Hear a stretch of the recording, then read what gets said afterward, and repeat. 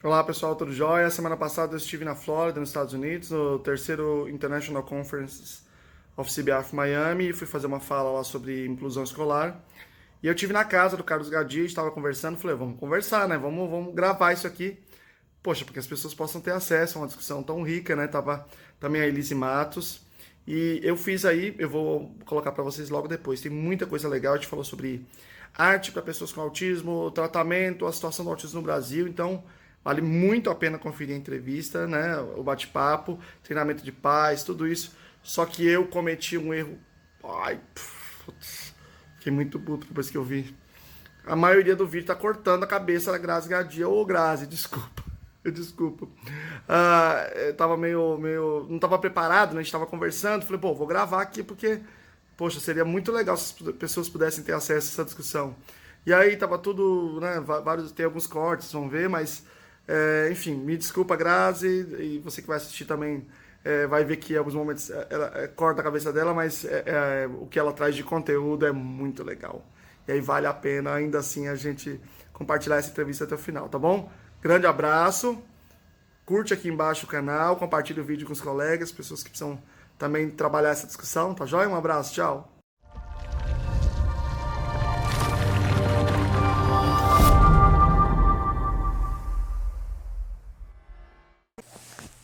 Ó, eu tô aqui na casa do Carlos Gadia, da Grazi Gadia, e ele, lógico, que eu não podia perder a oportunidade para fazer uma gravação, né? Eu já fico em cima já para tentar gravar alguma coisa.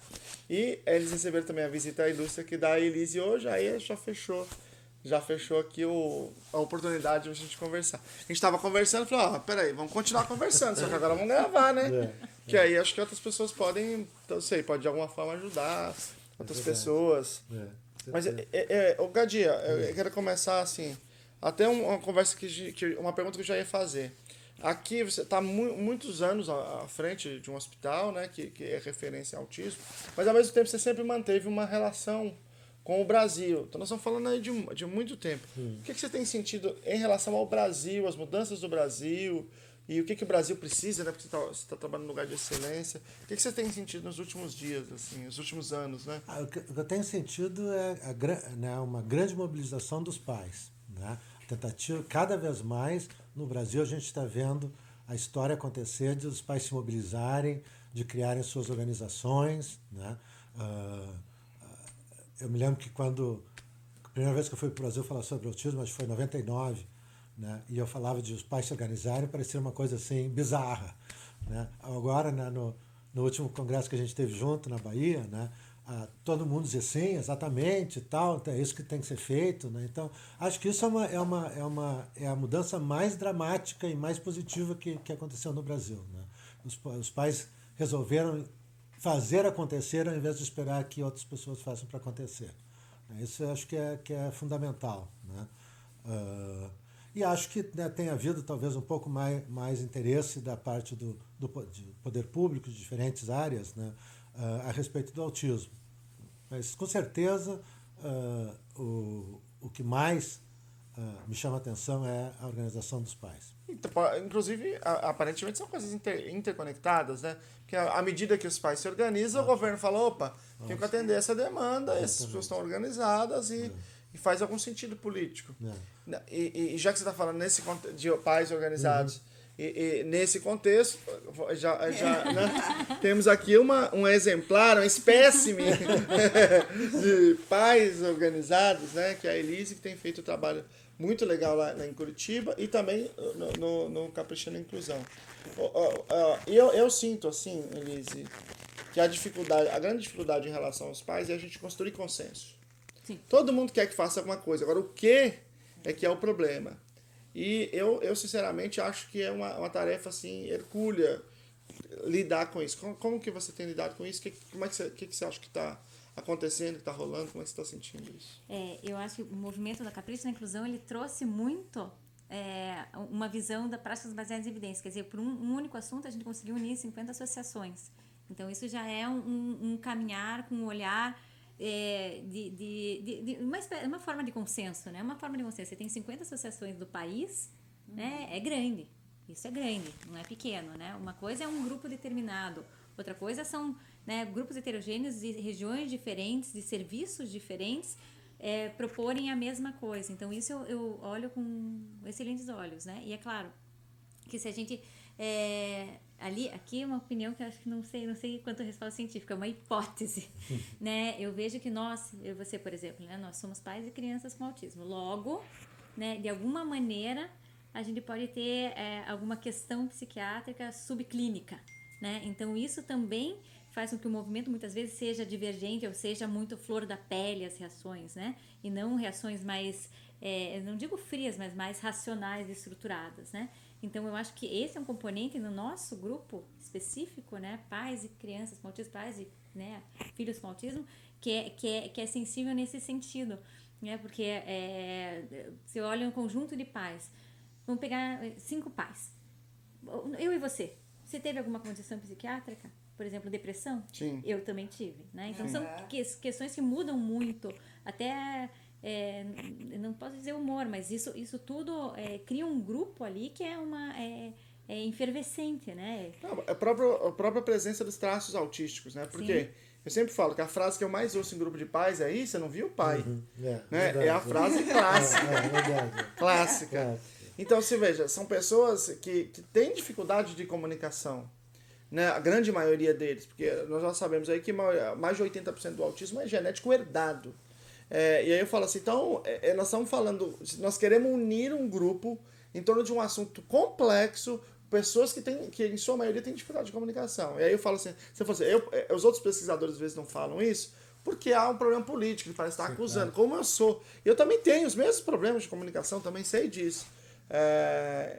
Mas, claro, cada um tem um certo nível, proporção, trabalho, ou mais ou menos isso, mas isso realmente dificulta. Eu acho que eu sempre reputo esse como um grande problema. Quem trabalha em instituições de pessoas com autismo, com deficiência intelectual, todas relatam que a dificuldade de trabalhar com pais é muito grande. E eu concordo, eu acho que isso é difícil, mas eu acho que tem muitas outras coisas, principalmente em torno dessa ideia de ciência. Nós estamos vivendo num mundo que tem gente falando que a Terra é plana, e não é assim. Um cara, é um movimento que ganha prêmio na Assembleia Legislativa, a Assembleia Legislativa dizendo isso, nós temos, enfim, tem um contexto inteiro de resistência à ciência por conta das fake news no mundo inteiro, de variadas naturezas, né? Então eu acho que isso tudo culmina e dificulta.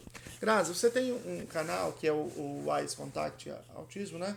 Que sempre está tentando ouvir pais, dialogar com pais. E você não é mãe. Como é que é a sua... de criança com autismo, né? Como é que você entrou nisso? Como é que é a sua experiência? Como é que você vê? Eu acho que primeiro eu queria dizer que a gente está muito feliz com essa turma que está aqui em casa hoje. Nós estamos com o Lucelmo, com a Elise e também com a Aline Cavarite. Então, a nossa casa está florida, está alegre. Muito obrigada pela presença. Eu acho que a primeira coisa que me fez envolver com as mães dos autistas é porque eu sou mãe, né? Eu acho que essa empatia foi direta. E foi quando eu casei com o Carlos que eu vim morar aqui. E eu comecei a conviver com as famílias que vinham do Brasil se tratar com o Carlos, né? E isso me sensibilizou horrores, porque eu via como essas mães ficavam depois de receber o diagnóstico. É como se tivesse assim, abrir um buraco, elas entram naquilo ali e ao mesmo tempo elas não têm nenhuma assistência, nenhum olhar para elas. Por quê? Porque o olhar delas e da família vai toda para a criança, porque tem que ir, porque a gente sabe que elas não têm tempo nenhum de fazer o luto, né? E aquilo, eu disse, meu Deus, mas eu comentava com o Carlos, a primeira pessoa que tem que receber um olhar, um tratamento é essa mãe.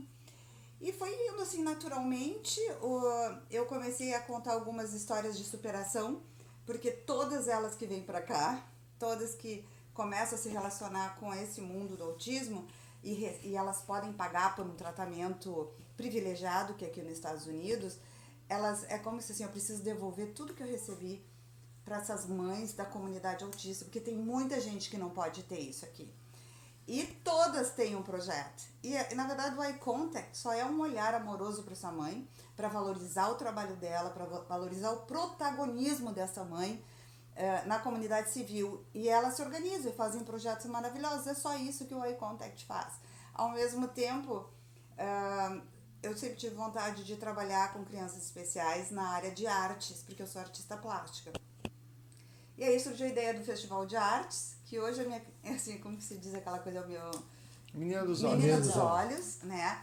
E a gente sabe que fazendo bem para um filho, né, de um pai e de uma mãe, tu tá fazendo bem para os pais também.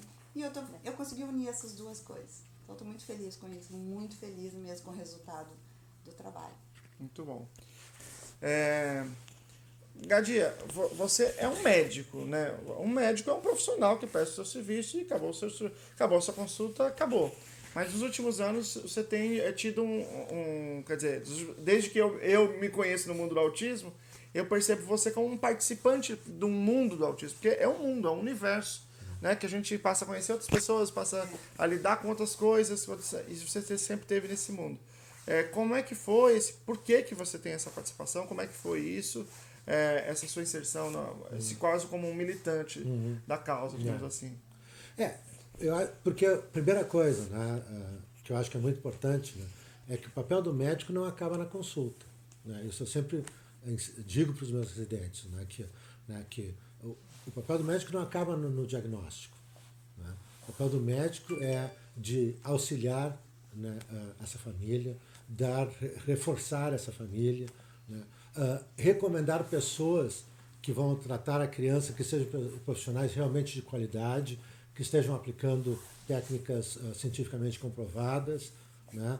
E de uma certa maneira, né, todo autista que tem um time de profissionais trabalhando com ele, eu sempre digo que é necessário ter um capitão. Né? Precisa ter uma pessoa que diga, né, eu estou supervisionando e a gente tem uma expressão aqui nos Estados Unidos que diz, né, the buck stops here, né? Ou seja, no final das contas o culpado sou eu. Né? E eu acho que isso é muito importante, né, que o médico assuma esse papel, né, de dizer, olha, né, vocês confiaram em mim, eu não terminei aqui na consulta, na realidade eu continuo supervisionando os terapeutas, né, e no final das contas, se as coisas não derem certas, eu tenho que assumir a responsabilidade disso. Né?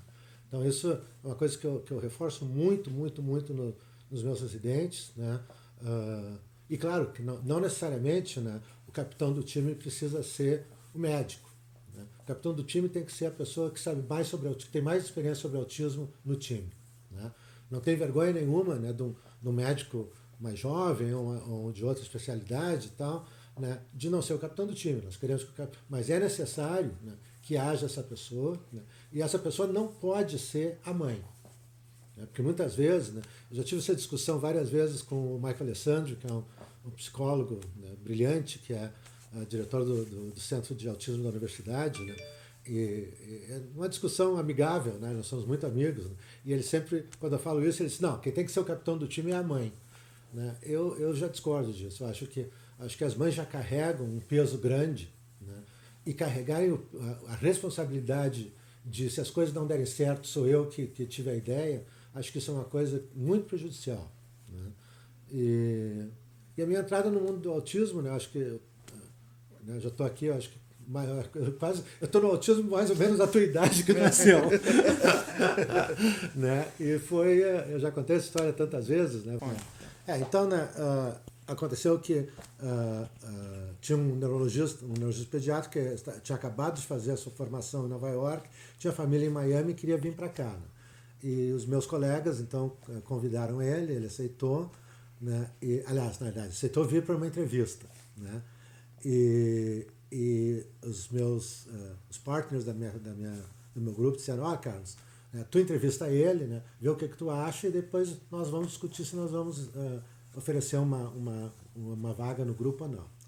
Aí conheci, né, essa pessoa, né, esse residente que já estava terminando a formação era o Roberto Tuchman, né, que é um dos maiores nomes, né, da história do autismo. Né, toda a literatura de autismo e epilepsia, né, praticamente é dele. Né, então ele é uma pessoa excepcional. Então conversamos bastante, né, e eu voltei para o grupo. Eles falaram, o que tu achou dele? Eu achei uma pessoa brilhante. A única coisa que me incomoda um pouco é que ele fica falando de autismo. O que neurologia pediátrica tem que ver com autismo? E todos os meus colegas que estavam na mesa redonda faziam assim, é mesmo, que coisa mais estranha, não sei o quê. Isso não é coisa para neurologista, é coisa para psicólogo, não sei o quê. Né? E aí, o que aconteceu? Nós trouxemos, eu disse assim, né? Não se preocupe que em 3 meses eu faço ele se encantar pela cirurgia de epilepsia. Bom, o que aconteceu foi exatamente o contrário. Né? Nós trabalhávamos muito juntos, né?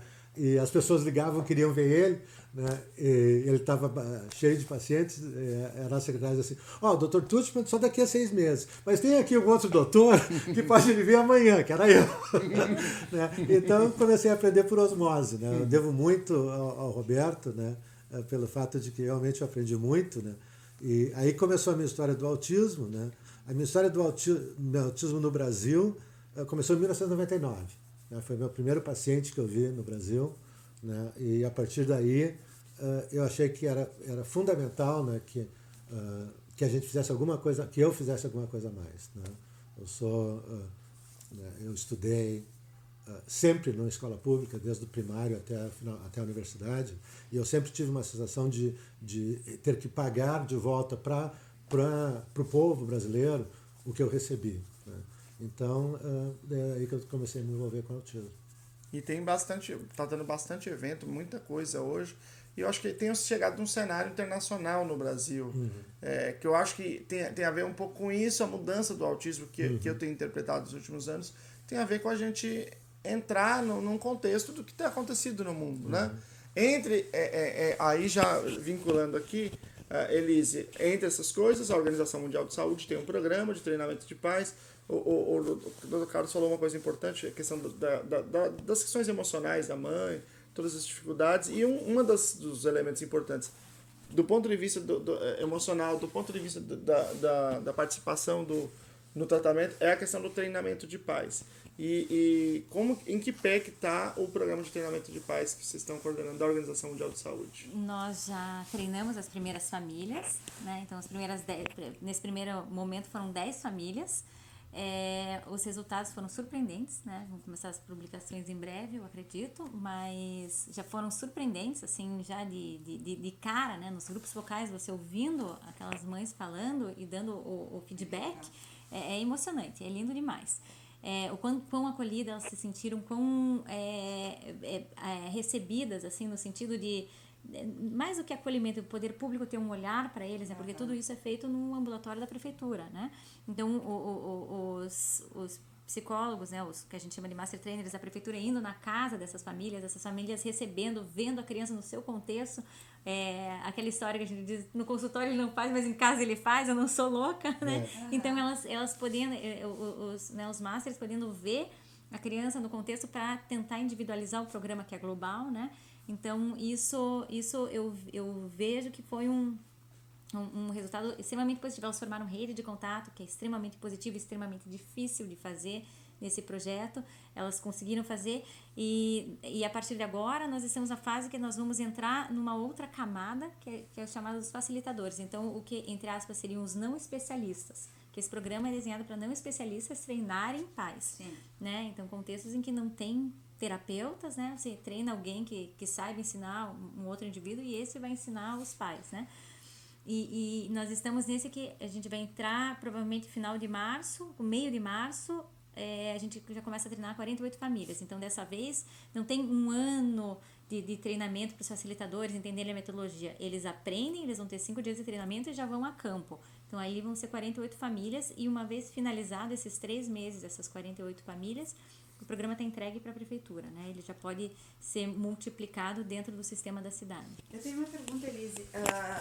Essas famílias que vocês atenderam, alguma delas tinha algum conhecimento sobre tratamento de autismo? Alguma delas teve alguma antes de entrar no programa? Os filhos não estavam na lista de espera. Então, são crianças que dependem do poder público e que estavam na lista de espera para atendimento, que é uma vez por semana, né? 45 minutos, 3 meses parte de cognitivo, né? 3 meses fono, 3 meses terapeuta ocupacional, fazendo a rotação. Então, elas estavam na lista de espera.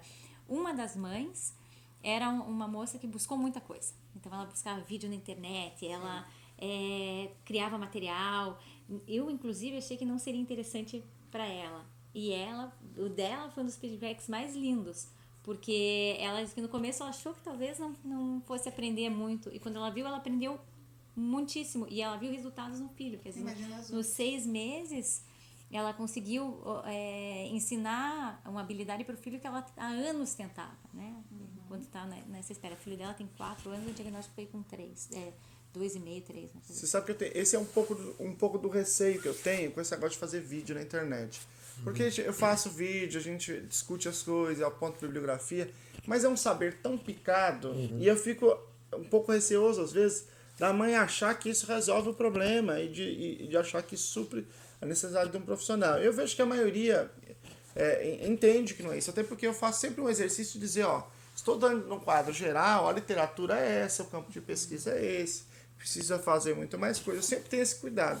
Mas eu tenho um pouco de medo, né? E acho que esse é justamente o caso. Ela deve ter visto todos os vídeos da internet, talvez tenha visto vídeo meu, vídeo de outras pessoas, mas isso não vai resolver o problema, porque não tem uma sistematização. Exatamente. Não tem uma coisa, né, primeiro isso, depois. Você não desenvolve os pré-requisitos para você falar de coisas mais complexas e treinos e tudo isso. E vou te dizer que um dos componentes mais interessantes do programa é que tem roleplay, né? Então, os instrutores fazem, é que na verdade a gente agora está filmando para deixar, né, já dentro da família, se preferiu que não fosse tete a tete, que fosse no vídeo. Mas, e depois as famílias praticam. Então, então você pega aquelas 2 mães, uma vai ser a criança, a outra vai ser a mãe. E depois invertem os papéis. Então, elas saem de cada sessão tendo praticado o que elas vão fazer com a criança. Claro que as reações das crianças podem ser diversas do que aquela mãe fez, mas pelo menos ela já tem esse componente de segurança. Isso é muito legal, além de ser um quebra-gelo, né? Então, além de ficar, a gente vê pelo vídeo das filmagens como aquilo quebrava. Na primeira sessão que elas tinham que fazer uma com a outra, todo mundo mais receoso. Na outra elas já estavam imitando o que o filho fazia, para a outra ver o que a outra ia fazer. Então foi muito interessante. E eu acho que esse é um componente que, aliás, esse programa tem 2 componentes importantíssimos, né? Não especialista e essa questão da estrutura, do desenho dele ser de fácil acesso para qualquer comunidade. Né? Então, pouquíssima adaptação cultural, pouquíssima adaptação linguística, né? Porque ele é um material extremamente bem desenhado. Grazi, você é artista e você tem um prêmio que você falou agora há pouco, né? De arte, né? De crianças com autismo que tem algum tipo de talento artístico. Eu queria que você falasse um pouco desse prêmio que você lançou agora de novo, né? Uma nova edição, e queria que você falasse como é que você vê essa questão da arte para as pessoas com autismo. Então, começando por isso da arte, eu tenho como experiência de vida, né, a arte e o esporte que me deram muito como pessoa, né? O esporte para mim foi fundamental na minha formação. A minha treinadora de vôlei me ensinou várias coisas como a disciplina, a educação, o trabalho em grupo, o trabalho de time, né? Então, assim, eu devo muito ao esporte. E a arte também teve um papel muito importante na minha vida depois que eu tive minhas filhas, porque eu parei de trabalhar, então eu ficava assim um pouco não me sentindo com significado, né? E aí eu comecei a fazer aula de artes e aquilo resgatou em mim minha identidade. E foi a arte também que me resgatou minha identidade nos Estados Unidos. Quando eu cheguei aqui, eu não tinha trabalho, eu não conhecia o idioma, né? Era tudo um desafio, né? Nós tínhamos uma família misturada, nós tínhamos que também resolver, sabe aquela coisa? São desafios. E quando eu tinha um tempo, eu voltei a pintar. E eu voltei a pintar sobre o Brasil. Porque é muito engraçado quando tu te afasta, né? Assim, tu vê o quanto o povo do Brasil tem valor, sabe? O quanto ele é criativo, o quanto ele é flexível, o quanto ele é batalhador e resiliente. E aí eu comecei a criar um projeto que se chama Favelicidades, que é a representação de toda essa cultura misturada que nós temos. E é como eu já contei, que eu comecei a lidar com as famílias de autistas, foi nascendo o meu projeto do Eye Contact, e aí eu sempre tive essa vontade, eu disse, não, e a arte, ela inclui, né? Na arte tudo pode, entende? Não existe certo ou errado, basta tu colocar o teu emocional, teu coração ali. Eu criei o festival E, gente, é tão bonito de ver. Acho que vocês tiveram uma ideia lá no Bahia, vendo a gente entregar os prêmios, o quanto as crianças se envolvem, o quanto elas se sentem incluídas, o quanto elas conseguem se comunicar e o quanto os pais ficam também felizes de ver o seu filho incluído, né? Eu não sei se eu respondi a pergunta, mas é que eu acho a arte transformadora, assim como eu acho o esporte transformador, e eu acho que a Elise compartilha comigo nisso também, a gente já conversou muito sobre isso. E é por aí, entendeu? Acho que hoje em dia, esse projeto, para mim, o meu projeto é o meu significado de vida. Entende? Assim, mudou minha vida, sabe? O autismo mudou minha vida, né? E é isso. Não sei. E como é que as pessoas fazem para participar? Bom, o que aconteceu foi que eu criei uma edição o ano passado, em 2019, né? Foi o primeiro. E eu ia fazer um cada ano. Mas aí, quando surgiu o Bahia de Todos os TEA, a Cecília disse, Grazi, vamos fazer um festival, vamos fazer uma edição especial. Fizemos com o tema da Bahia. E agora tem o Rio Te Ama, né? E nós vamos fazer com o tema das belezas do Rio. É muito fácil para participar. É só mandar uma foto do trabalho assinado pelo artista e uma foto do artista com a sua arte, dizendo qual é o tipo de arte, da onde ele é, com a data de nascimento dele, o mínimo para participar são 5 anos, né? E manda para o meu e-mail do projeto, que é icontactlifeshapedbyautism@gmail.com. Eu vou colocar um... Bota pra mim, que é difícil. Eu vou colocar. Mas também pode mandar pro meu e-mail. Depois eu te dou os dados. E eu vou ficar muito feliz que todo mundo participe. E já tem, sabe, já tá todo mundo dizendo vou participar. E é muito bacana. Então é de 5 anos para cima, qualquer idade. Qualquer idade. Não precisa morar no Rio de Janeiro. Não, é todo o Brasil. Entendi. Né? Eu só queria contar uma coisa que foi interessante. O Augusto Mangucci é um menino de 12 anos, né? Ele participou do primeiro, ele foi bem classificado. Hoje o Augusto está fazendo exposições pelo mundo inteiro. Ele foi para Phoenix, ele veio para Miami e agora todos os congressos convidam ele para expor. E é muito bacana de ver, né? Todo mundo adora o trabalho deles. São talentos, tem outros que mandam música, tocam bateria. O ano passado o Davi ganhou um prêmio especial, ele canta, que é uma maravilha, ele é um autista cego. E hoje ele está fazendo apresentações aí por toda a parte de São Paulo, Brasil. Sim. É muito gratificante de ver isso, assim, crescer. Eu vi um quadro do Augusto, assim, um estilo meio caribé.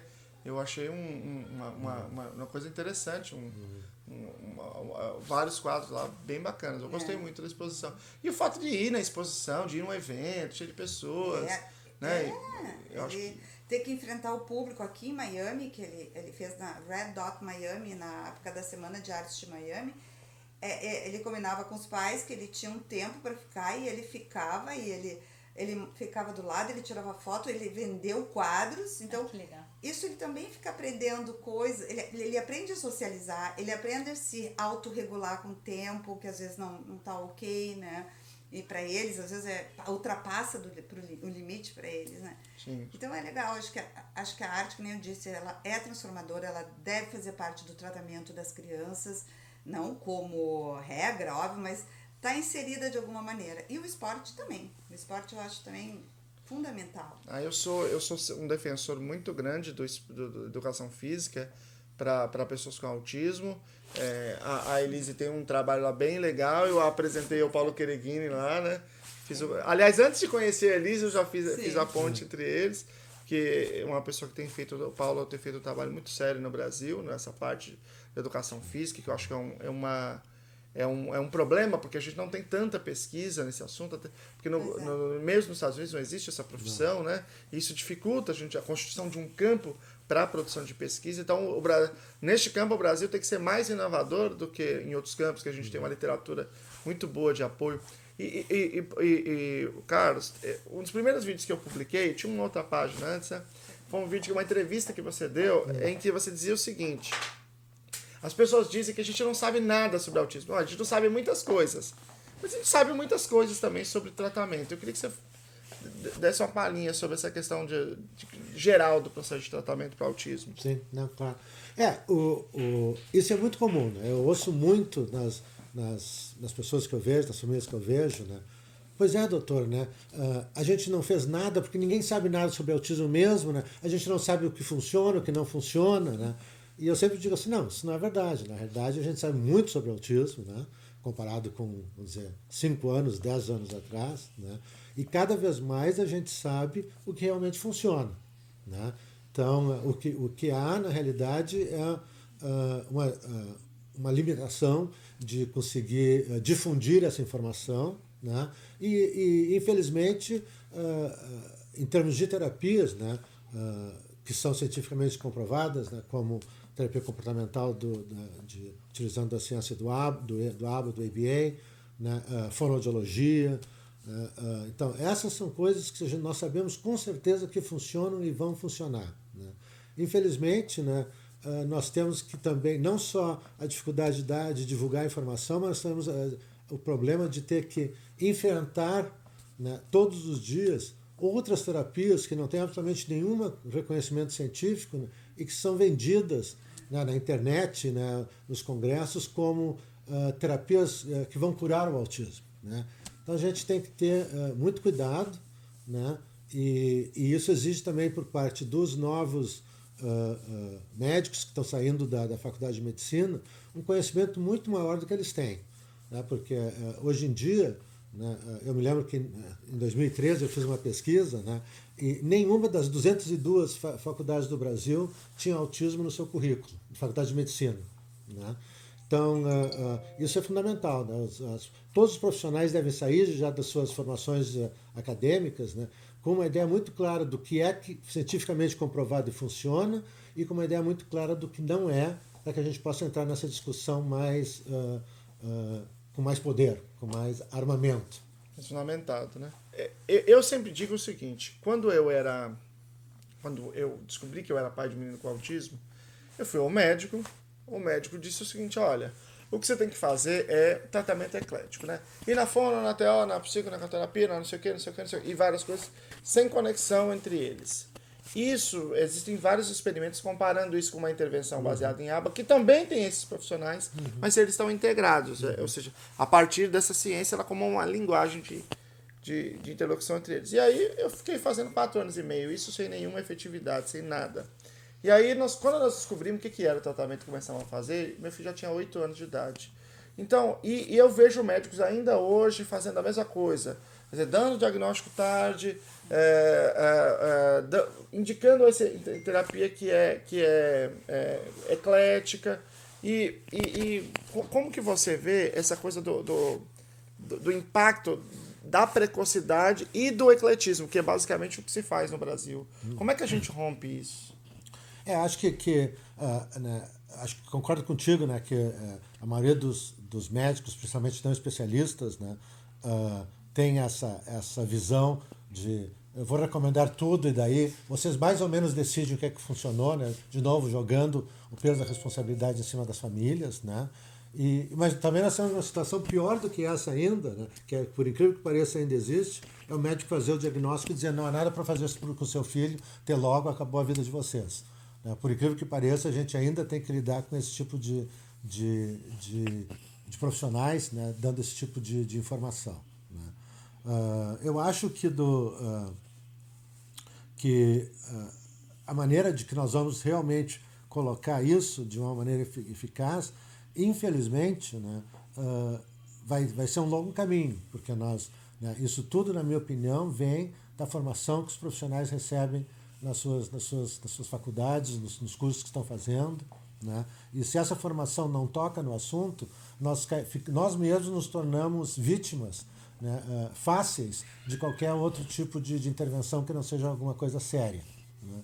Então, mas isso requer mudança de currículos, isso requer que o Ministério da Educação, a seção especializada em currículos universitários, realmente reveja isso com uma visão diferente, né? Hoje em dia, nos países da América do Sul, principalmente, né, e alguns países da Europa, ainda existe uma visão muito psicanalística do tratamento do transtorno, né?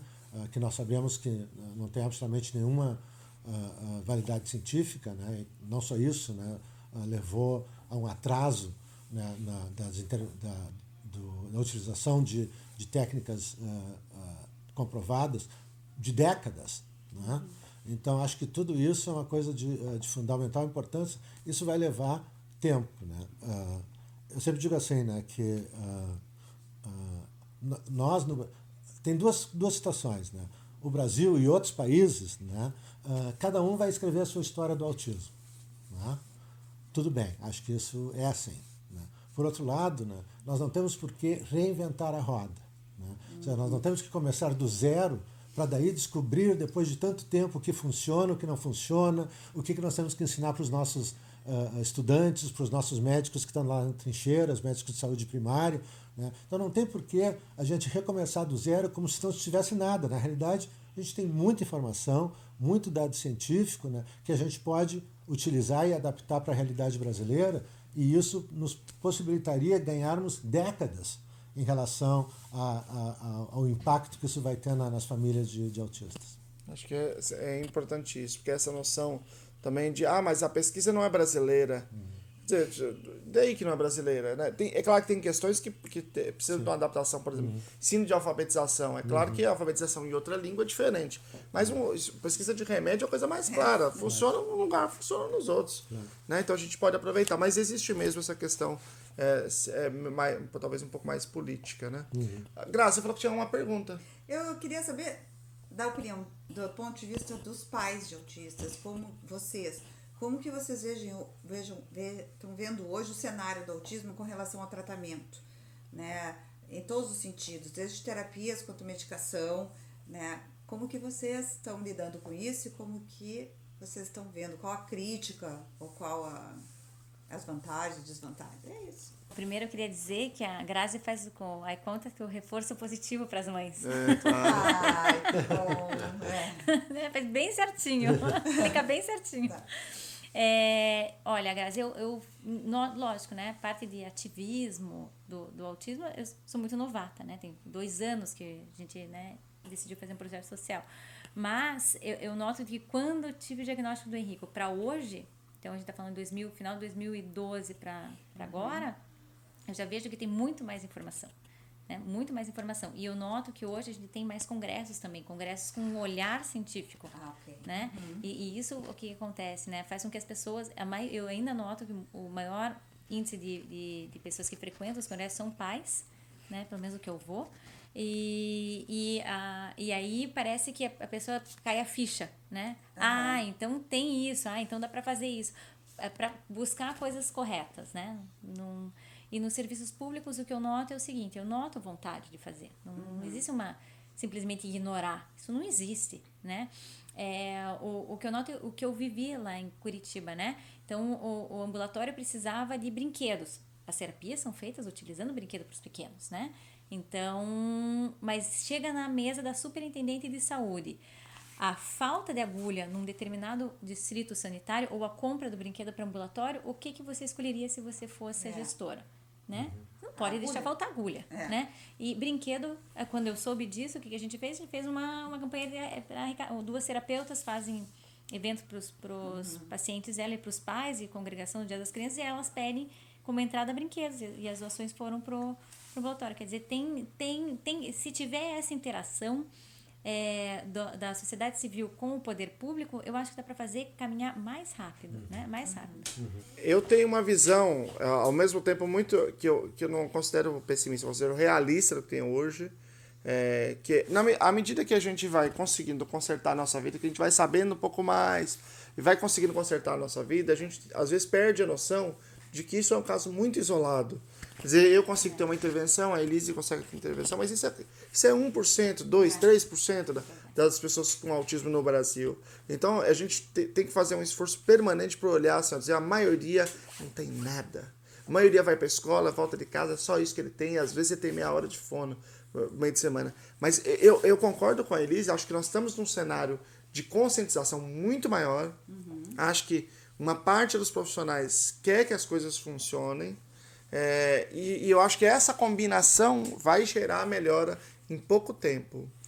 eu acredito de verdade que em pouco tempo a gente vai ter alguma melhora. Claro que é sempre um processo para a gente chegar no ideal, mas eu acho que nós estamos num processo em que existem centros de autismo surgindo, com um referencial científico, existem pessoas da política interessadas em fazer alguma coisa com referencial científico, existe na educação uma discussão, quer dizer, não sei se vai acontecer, se não vai acontecer, mas nem a discussão não existia.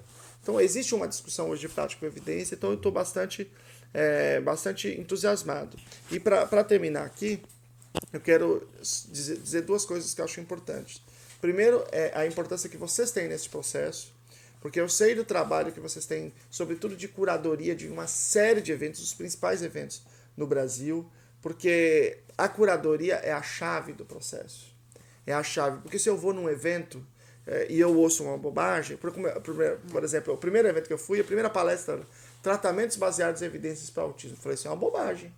Porque se é tratamento, é óbvio que tem evidência. Né? E lê do engano, né? Então, quando você faz um evento que realmente tudo que é falado é sério, você eleva para outro patamar a discussão. Então, eu quero agradecer vocês como pai, como pesquisador, que eu acho que esse papel de vocês é insubstituível. E eu queria também dar um depoimento aqui, que eu, convivendo com a comunidade autista, com as famílias, eu vejo essa comunidade como um exemplo de mobilização de sociedade civil, né? Porque através do meu projeto justamente valoriza famílias que fazem a diferença nas suas comunidades e fazem de uma maneira social, gratuita, né? Assim, muitas delas. Outras resolveram levar, como se diz, as terapias baseadas em evidências para o seu estado, como a Juliana Dadalto, que criou uma clínica baseada no ABA. Sim, excelente. Né? A Ana Moésia, da região do Cariri, no meio do Ceará, trabalha também com todas essas... alfabetização. Com alfabetização através de como é que é? Material adaptado, né? A Mara Gabas, que tem o projeto Corujas do Bem em Catanduva, ela vem para os Estados Unidos pesquisar para aplicar na clínica dela e ela trata hoje mais de 30 crianças de forma gratuita. Então, assim, gente, isso é um exemplo no Brasil, porque a gente sabe que a nossa cultura não é de doações e elas conseguem isso, né? Então, eu quero parabenizar vocês, acho que tu faz um trabalho fantástico, né?